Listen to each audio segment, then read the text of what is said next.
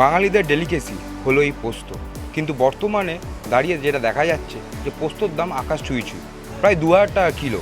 সেই জায়গায় দাঁড়িয়ে ক্রেতা এবং বিক্রেতারা কি বলছে আসুন জেনে নিই। এখন আপনার রিটেল প্রাইস হলো 2200, মানে ভালো কোয়ালিটি। আর এমনি মোটামুটি লুজ দিলে 180, মানে 1800 কেজি চলছে। 1800 থেকে 2000 লুজ পোস্ত আর পোস্ত মানে প্যাকেট পোস্তের মধ্যে অনেক, মানে 300-400 টাকার ডিফারেন্স ছিল। এখন কমে গেছে, মানে দাম বাড়ার জন্য মানে কম লাভে বিক্রি করতে হচ্ছে, কিন্তু লাভটাও আছে মোটামুটি খুবই অল্প, মানে 10%-ও কম। তাও মানে বিক্রিও কমে গেছে ভালোই মাত্রায়। তোর এখন যে মার্কেট প্রাইস আছে তাতে সাধারণ মধ্যবিত্তর ধরাছোঁয়ার বাইরে।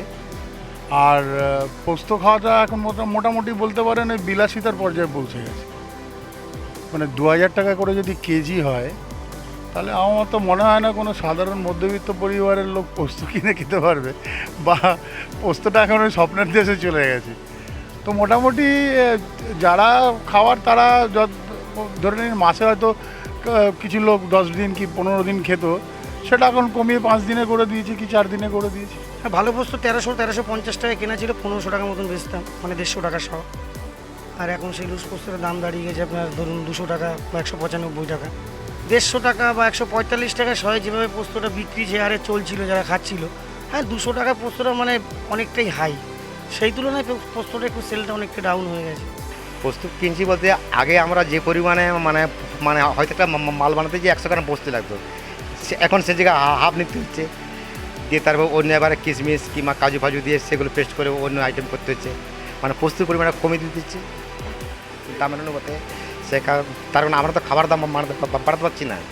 খোলা 1850 থেকে 1900, আর জেকে অথবা আদার্স ব্র্যান্ড যেগুলো আছে 2100 টাকা মিনিমাম। 2050 বলা যাচ্ছে না, 2100ই ওটা।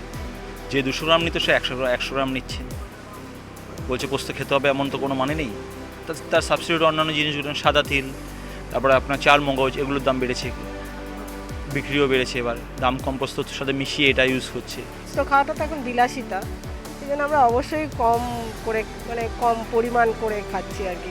বা সপ্তাহে হয়তো 3 দিন খেতাম, এখন 1 দিন খাচ্ছি। কিছু করার নেই, কেউ বলারও নেই। এখন তো সব জিনিসের দাম বাড়লে কেউ কিছু বলে টলে না, আমরা তো কোনো প্রতিবাদ করতে দেখি না। দাম তো কমে না কোনো সময়, সবসময় তো বাড়ে। প্যাকেট পোস্ত 2000 টাকা কিলো, আর খোলাটা 1800 টাকা কিলো পড়ছে। কিনছি প্যাকেট, কিনছি ওই 1800 টাকা কিলো, আর খোলাটা ওই 1600 টাকা মতো কিলো কিনছি। নিচ্ছে যত কাস্টমার প্রথমে নিত, এখনও সেরকম কাস্টমারই নিচ্ছে। না, এটা ইন্টারন্যাশনাল রিলেশনের কারণে ঠিক না। কিছু কিছু ক্ষেত্রে আপনি বলতে পারেন যে আমাদের যে পোস্তটা যেটা ইম্পোর্ট আগে হতো যে পরিমাণে, এখন সেইটা রেস্ট্রিক্ট করে দিয়েছে। Because I am into this import export trade, I am clearing agent. তো আমরা দেখেছি যখন ইম্পোর্ট আসতো বা আগে 20 বছর আগে থেকে, এখন সেটা অনেক কমে গেছে, এখন অনেক কমে গেছে। লাভের অংশ কমেছে, তো এটা তো অরিজিনালি। আর ইনভেস্টটা অনেকটাই বেড়ে গেছে।